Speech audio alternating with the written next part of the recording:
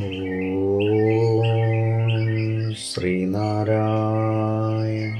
പരമഗുരവേ നമഃ. സുപ്രഭാതം. 1846 ദിവസമായ ഇന്ന് 2026 ജൂൺ മാസം 4 തീയതി വ്യാഴാഴ്ച. 1201 ആണ്ട് ഇടവമാസം 21 തീയതി. ഗുരുവചനങ്ങളിലൂടെ. വേദാന്തത്തിൽ പലവിധ വാദങ്ങളുണ്ട്. ചിലത് പറഞ്ഞ് സ്ഥാപിക്കുവാൻ പ്രയാസമുള്ളവയാണ്. ഒരു എളുപ്പവഴി നാം പറഞ്ഞിട്ടുണ്ടല്ലോ. ഒരു തുണി എടുക്കുക, അതിൽ തന്തു അല്ലാതെ വേറെ ഒന്നുമില്ല. അതായത് അവയവങ്ങൾ എടുത്താൽ അവയവി ഇല്ലാതെ വരുന്നു. നൂൽ എന്നുള്ളത് തന്നെ അതിൻ്റെ അവയവത്തെ ആശ്രയിച്ചിരിക്കുന്നു.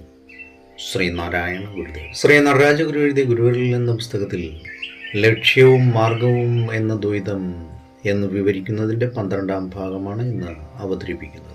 മറ്റൊരു തരത്തിൽ പറഞ്ഞാൽ, ഗ്രീക്കുകാർക്ക് സഹജമായ സത്യാന്വേഷണവും യഹൂദന്മാർക്ക് സഹജമായ ആചാരനിഷ്ഠയും തമ്മിൽ പുണരുമ്പോൾ സത്യം പുലരുന്നു. അറിവിൻ്റെ താത്വികവും പ്രായോഗികവുമായ ഭാവങ്ങൾ ഏകീഭവിച്ച് അദ്വൈതമായി തീരണമെന്ന് സാരം. വിദ്യയെയും അവിദ്യയെയും ഒരുമിച്ച് കണക്കിലെടുക്കണം.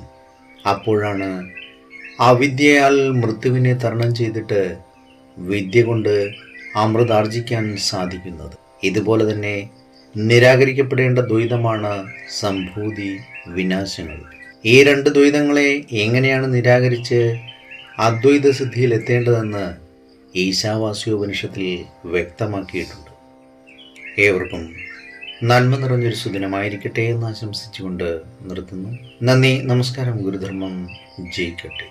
ശബ്ദം നൽകിയത് സുജീഷ് മഹേശ്വരി.